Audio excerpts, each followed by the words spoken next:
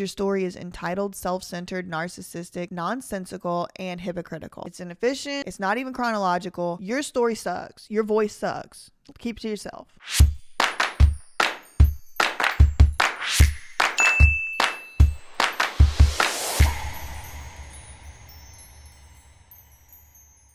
Hello, everybody. Good morning, good afternoon, whatever the day of the week it is today when you're watching this. I am here for the long-awaited part 2 of the Jamie Lynn Spears book review. So I'm just going to jump right in. Every single word I read made me more mad than the word before. So let's pick up where we left off. I had left off on chapter 7, so now we're on chapter 8, and it's called Much More Than the Right Guy.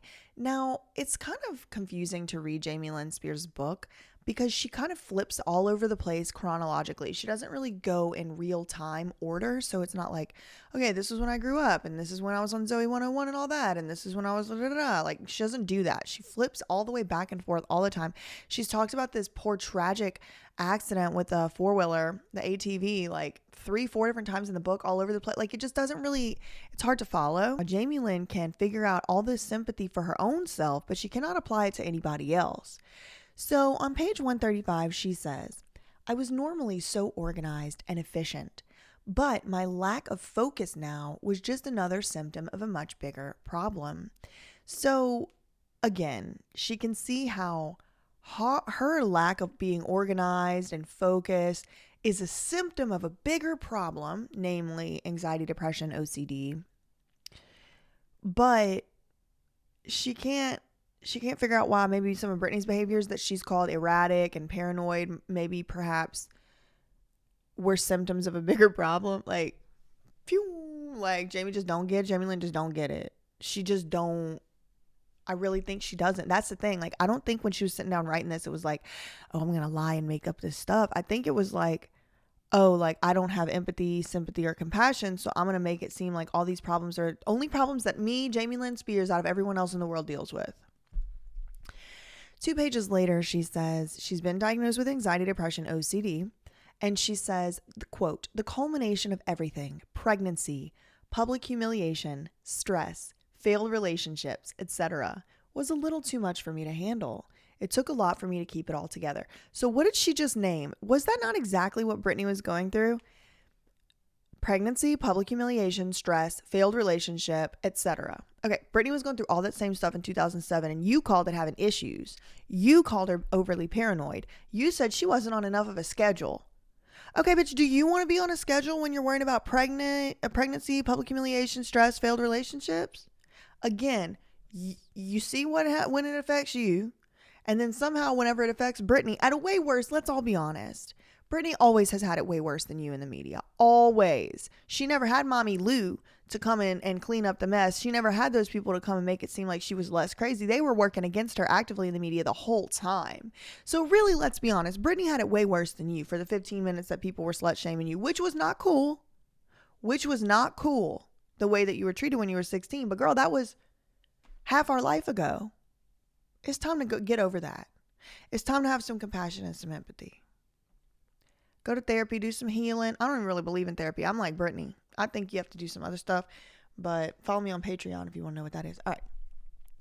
Page 138, quote, connecting with the right therapist made all the difference. Again, Jamie Lynn goes on in her book and says that medication did not work for her. When she was taking the medication, she couldn't get out of bed. She couldn't raise her daughters how she wanted and stuff like that. Well, we all heard Brittany say that she was drugged forcefully against her will. But for some reason, you can't extend the sympathy, and I quote, connecting with the right therapist made all the difference. What if you couldn't choose your own therapist, Jamie Lynn? What if Papa Spears was the one choosing it for you every time? You think, quote, connecting with the right therapist made all the difference, might have made a big difference for Brittany? No, you just don't seem to understand that. It's pretty pathetic. Page 143. Oh, I thought it was pretty strange that she was like, Jamie proposed to me at my favorite place. You know what her favorite place is where she got proposed to at? Oak Alley Plantation, a slavery plantation where they used to torture and abuse enslaved human beings. It doesn't surprise me that Jamie Lynn's favorite place would be a slavery plantation. Like, listen, y'all, I understand that plantations are beautiful. I can't deny that. the trees are beautiful, the home, the big house in the middle, the plantation, antebellum home, whatever. But like when I'm on a plantation, all I can do is feel the negative energy of people being owned and enslaved. Like, I understand there's history there. I ain't trying to say tear down the plantation. I ain't saying that. What I'm saying is, personally, if my fiance were to propose to me at a plantation, I would feel kind of grossed out by that. Like, I don't want to celebrate my personal happy memory at a plantation because, hear me out, I personally am very sensitive. So when I go places, I can like feel the energy. I know that sounds woo-woo. Y'all click off if you don't believe me. You don't have to. When I walk into a place where people have been fighting, I can tell. When I walk into a home where people don't get along with each other, I feel it in my body. I don't know if that's autism. I don't know if that's psychic. I don't know. Comment below what that is. But when I haven't been on plantations in decades, but if I was on a plantation, the last thing I would be trying to do is thinking about like starting my life. And yes, girl, like, let's start celebrating our marriage where these slaves were killed and enslaved. Like, I don't know. I know that's like, I am from Louisiana and that is a very uncommon opinion about people from there, but that's how I feel. So if you don't feel that way, I don't care. Anyway, she got engaged at the plantation. All right. So then we're at chapter 9. And chapter 9 is The Sacrifice for Stardom. That's the title. 158 to 159. Okay, so I wrote a note here to myself that says read the passage. So let's see what that entails. I'm going to start on page 157. She's talking about Brittany becoming more famous, right? I believe Brittany's experiences with people who only wanted to use her, aka Lou Taylor, only tore away at her ability to trust others and left her vulnerable, which is fine. I think that's what anybody would feel. In the midst of all this, Brittany had her heart broken more than once and became a mom. And even while she retained her iconic pop star status, from earlier disappointments became fissures. The cracks from earlier disappointments became fissures. Brittany didn't reach out for help dealing with the issues she was facing. And that just means she didn't reach out for help to Jamie Lynn, because I'm sure Brittany reached out for help to many people who she actually trusted, just not you. It seemed that almost everyone on the team was more interested in keeping the money coming in, Lou Taylor, Larry Rudolph, Jeff Raymond, than in getting her the help she needed, which that is probably true. I'm assuming that this, among other things, was what led to the conservatorship that was established in 2008. So again, another different reason for the conservatorship. Now, this is the second reason that Jamie Lynn has given in her book. Page 158 for the lawyers keeping notes at home. In page 158 of Jamie Lynn Spears' book, she says, I'm assuming this is what led to the conservatorship being established. So Brittany not trusting people validly and people trying to take advantage of her. And she wasn't reaching out to anyone for help. So remember earlier in the book, she said Sam Lutfi was the reason for the conservatorship getting established. Now it's Brittany didn't reach out for help and people were interested in money. Now, this is also a different reason than Alex Weingarten gave, which was that Brittany was being irresponsible with her money. Alex Weingarten, ironically, Jamie's lawyer, trying to reap millions of dollars from Brittany right now and has the nerve to tell Brittany that she was irresponsible with her money. But that aside, the real reason Brittany was put into a conservatorship as far as the law is concerned is because they lied and said Brittany had dementia. The only way to get her in this conservatorship was to have certain diagnoses, and dementia was one of them. They lied and said she had dementia. They lied and said that they would file papers proving she had dementia before her hearing in 2008, and they never did it. That's the reason she's in a conservatorship. All this is lies. This is bullshit and lies. This is not a valid reason for a conservatorship. You will not see a box on a conservatorship form that says, everyone on the team interested in keeping the money and more than getting her paid, and she didn't reach out for help. That's not a reason for a conservatorship. It's not a reason to lose your fundamental human rights, Jamie Lynn. Burn this book.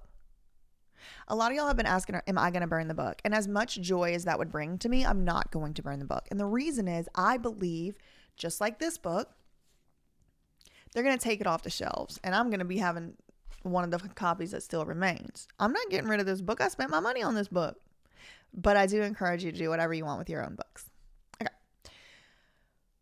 All right. Lawyers and third-party entities were taking advantage of Brittany's success at a time when she was suffering with what appeared to be some emotional issues. Again, Jamie Lynn has described her own emotional issues in this book, and it sounds exactly the same. So I don't know why Jamie Lynn didn't qualify for conservatorship, but Brittany did.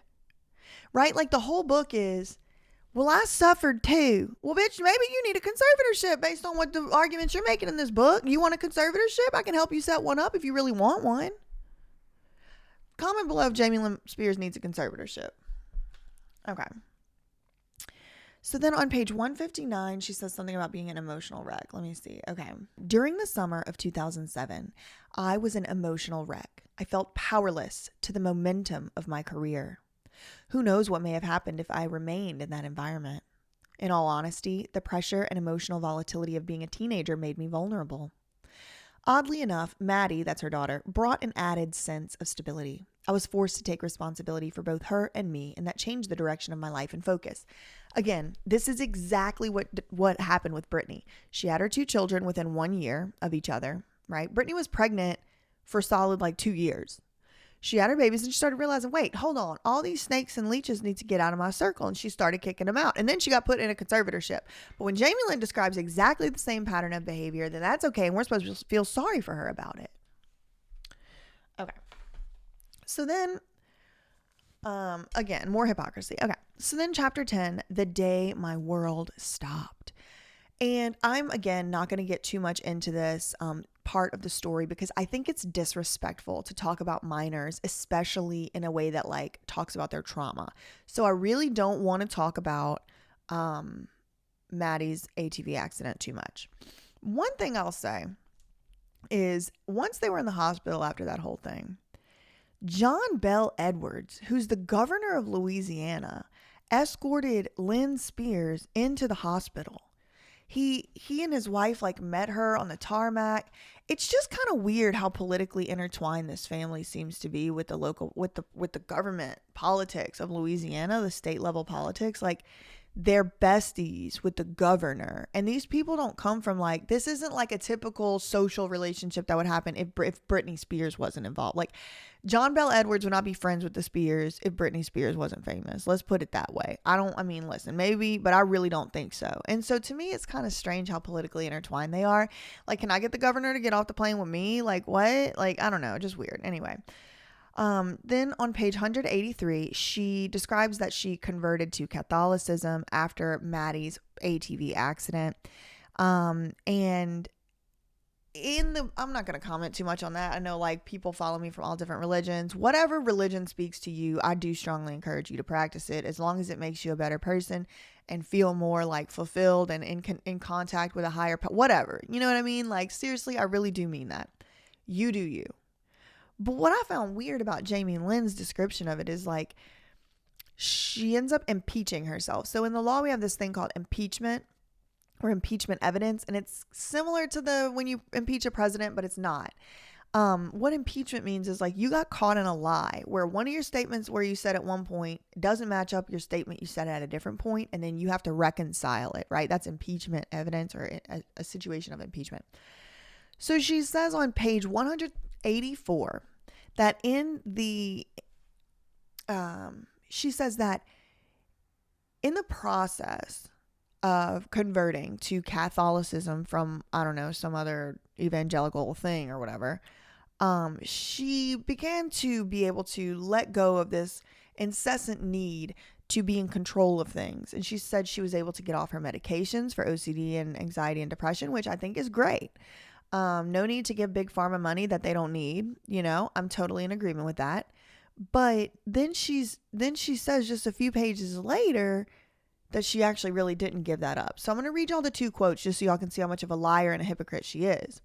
So she says on page 184, quote, "By relinquishing that need to have control, I noticed my anxiety level plummeted, and I was able to function without medication or without the intervention of medication." So then chapter 11 rolls around. It's titled A Good Mom. And on page 188, so this is 4 pages later, page 184 is when she said she relinquished control, her anxiety levels fell, and she didn't have to be on medicine no more. But then on 4 pages later, on page 188, she says, quote, "The need to feel like I have control over my time and environment is essential to my well-being. And I wrote here in my notes, didn't you just say on page 184 that you relinquished the need to have control? So I'm just read these 2 quotes to y'all that come 4 pages apart, back to back. I'm not going to interrupt in the middle, and you tell me if they work together. Page 184, quote, by relinquishing the need to have control, I noticed my anxiety level plummeted, and I was able to function without meds. Page 188. The need to feel like I have control over my time and environment is essential to my well-being. Then you didn't relinquish it, so you just made that up. You just lied to our face again. Which one? There's no way both of these things can be true. You either relinquished the need to have control or you didn't. And the reason I'm really harping on this is because Jamie Lynn kind of does this literally holier than thou act about how Jesus and the Lord helped her not need meds. But 4 pages later, she's like, oh yeah, girl, I'm still a control freak. It's part of my identity. Okay, then you're not holier than thou. You do still have stuff to work on. You would have been better off, Jamie Lynn, sticking with that narrative. Now you just lied because one of these 2 things can't be true. And you made yourself less relatable because we all struggle with stuff. We all have stuff that we need to keep working on and everything. You at 30 years old just don't have any control issues anymore, but you got OCD. It doesn't add up. It doesn't make sense. It's not realistic. Anyway, moving on. Chapter 11, A Good Mom. That was all I really picked up from chapter 11. It was stupid. Chapter 12 is titled, You Can Take the Girl Out of Louisiana, which I take very personally because it's like a cute, like prideful saying, and I don't want to have things in common with her. Page 201, she tells the story of how she got the Sweet Magnolias role. So if y'all want to go to page 201 of the PDF and read how she got the Sweet Magnolias role, that's how she got it. Basically, it seemed like Lou Taylor orchestrated it, but y'all can read it and let me know. I'm not getting into all that. And then I said, otherwise, maybe the most pointless, redundant chapter in the book. Okay, chapter 13. I literally just have to read this to y'all. And this is what we've been kind of working up to because it's going to make you real mad. So let me just get me a sip of my water. Let's take a collective breath together. In for 4 counts, hold for 7, out for 8, and then we'll get started. I got this water bottle on Amazon. It's really good. It's made out of glass. And it's 32 ounces, so you can fill it up 2 times a day. And you're supposed to drink it twice. I like it because it's not like a big jug you got to carry around, right? It's just like a little bottle, and then it tells you like what time of the day. Not sponsored. If y'all want that, you can find it on Amazon. I would just type in like motivational water bottle. Okay, so now that we've had that little break, y'all. Okay. So the name of this chapter is called My Testimony. Y'all, I'm telling you, you're going to be very mad. This is your warning. You're going to get worked up. Your blood pressure's going to go up. You're going to get... Just try to keep it together. On June 23rd, 2001, my sister broke her silence in regard to the oppressive nature of her 2008 conservatorship. Throughout the weeks that followed, she had the media and internet world stage to speak freely, to share her truth, which I don't believe. I don't believe she did because she was still being surveilled by black box security. So this is another lie. Throughout the weeks that followed, she and the media and internet world, she had the media and internet world stage to speak freely, which is a lie. That's not true. She didn't. During a couple of her statements, she made sweeping allegations using words like my family and those who should have helped. Again, Jamie Lynn never lays out in this book how she helped, what she tried to do. She never claims to even have tried to help. What she does is she makes excuses. I was a baby having a baby. I wasn't worried about her. But it's like you were worried about her because you seem to remember all the things she was doing that made you mad, like going on vacation and doing things for her own self, spending her money on what she felt like she wanted to spend it on. You remember all of that. But when it comes to the conservatorship, you were a baby having a baby. Fun joke. Okay. At no point did my sister lift the veil on what or who is truly responsible for her challenges, which is a whole ass team of people, including your family, including you. So she did lift the veil. She said managers, she said doctors, she said court of California, state of California, this court. She did name some names. She did lift the veil. So again, every sentence in this first paragraph has been a lie so far, except the first one that says Brittany broke her silence. By excluding this, which she didn't exclude, she allowed an onslaught of hate that put me and my family at risk. Your family's not at goddamn risk. Please, please. Her references to me left me reeling. I bet they did, girl. You thought you were going to get away with it. I'd be reeling too if I was a hillbilly criminal trying to get my sister over and then got busted. I would too. That's a totally normal reaction, Jamie Lynn. I would be reeling too if I did what you did and got caught like this. I've only ever had her back. Should I read it in her voice? From the earliest days of Brittany's challenges, I have protected her at every turn. Too young to know better, to understand that it's okay if you're not okay. I helped Brittany's emotional episodes keep them hidden from the world. So she's saying she helped keep Brittany's emotional episodes hidden from the world. And like, you just now spent 3 chapters talking about how you got OCD, anxiety, and depression. So maybe it's your emotional episodes you should have really been worrying about and not your sister's. Maybe everybody needs to worry about their own self in the Spears family for about 15 minutes and see how that works for a change.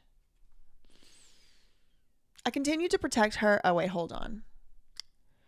It started early when I was in my tweens and I had to diffuse rumors my classmates repeated. Oh, poor Jamie Lynn. She was the sister of the most famous person in the world, and there was rumors. I continued to protect her until recently when she decided I didn't need protecting and threw me to the proverbial media wolves. Despite her comments, I still support what's best for her. No, you don't. You wouldn't have written this chapter in your book. You wouldn't have written it if you support what's best for her. You would not have written this. You didn't write it, let's be honest. My siblings and I have been traumatized by the distorted vision my parents have of loyalty and success, the impact of exposure, the flip side of fame. I'm not looking for pity. Yes, you are. Yes, you are. I want Brittany and the world to know she isn't the only one who is left with the scars from our early years of delinquency and manipulation. That's probably true, but we all know that. I want the world to know she's not the only one with scars. Girl, we can see Jamie Spears. Anybody that got raised by him is going to be messed up. We can see that. That's not hard for us to understand. We know that already. You didn't need to write this book and make us pay money to tell us that. We already knew that. I am immensely grateful for my career and the events that have led me here to the life I now enjoy, Brittany's money. But that came from luck. Okay. All right. Okay. Ooh, this makes me so mad. Okay. She's about to tell us how she became successful. Y'all ready? I am immensely grateful for my career and the events that have led me here to the life I now enjoy. But that came from luck, hard work, and owning up to my mistakes along the way. My sister's diatribe assigns blame outward without any self-reflection. Let's break that part down. Jamie Lynn just told us, who know the truth, told us, who we already know what the truth is. She just lied to our face yet again. This whole chapter is full of lies. She lied to our face and says, the reason she's where she is today is because of luck, hard work, and owning her mistakes along the way. And then, as a complete non sequitur, this next sentence has not jack shit to do with the previous sentence, but she just needs to throw in a dig. Brittany's diatribe, and she doesn't say Brittany, of course, she says my sister's diatribe assigns blame outward without any self-reflection. So Jamie Lynn Spears on page 209 of her book is telling us Britney Spears shouldn't have said what she said because she's not taking any personal responsibility for being in the conservatorship. Even though Britney's entire human rights were violated, even though Britney's constitutional right to an attorney, constitutional right to freedom of expression, constitutional right of freedom of association, constitutional right of Fifth Amendment rights to due process, her 14th Amendment rights to equal protection, all that was violated. And Jamie Lynn curled her non-existent lips up to type the sentence, Britney's diatribe assigns blame outward without any self-reflection. Imagine growing up in this, imagine being Britney Spears. Like I can't even say it on the internet what I feel like I want to do. That's how mad it makes me, and I'm not even the person being written about. She said, I want to reiterate that my early childhood was good, despite the growing chaos in our home. But at that time, we weren't different from many other families.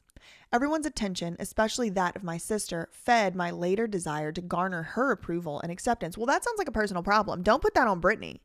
Brittany was just chasing her own dreams and being trafficked across the world. You're the one that needs to go to therapy and work out your shit. Sounds like you're not over it. I would do just about anything to stay in her good graces and allow myself to be manipulated my entire life. Coaxed by my parents to be a version of myself that supported the family, that is. Which that is true. Southern families do that, and I did experience that as well. My sister's ever-expanding career meant I was permitted to follow my own dreams as long as they were in line with hers. My aim was to try to be a good girl and left me vulnerable to my parents' machinations.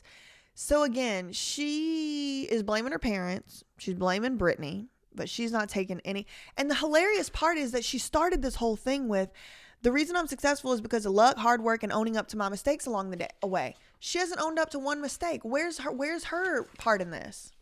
It's all Brittany. It's all her parents. She doesn't come out against Lou, whose suit she's wearing in her interview.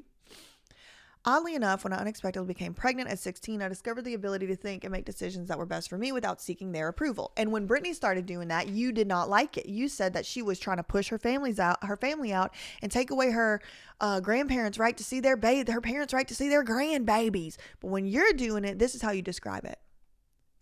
I discovered the ability to think and make decisions that were best for me without seeking their approval. But when Brittany did that, you called her erratic and you said she was having a psychological episode. You see how it's like, for us as the reading audience, like, you seem like a narcissist. You understand that? Or you see where we're coming from? Okay, so she finally says this. All right, here we go. Page 211.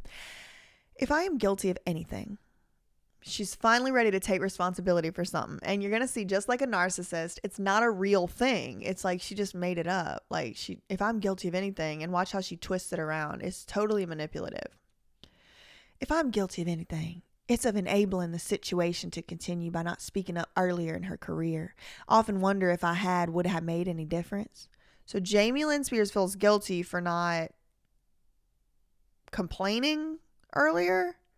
Because maybe Brittany wouldn't have gotten in a conservatorship if she would have complained about her own, if Jamie Lynn would have complained about her own life.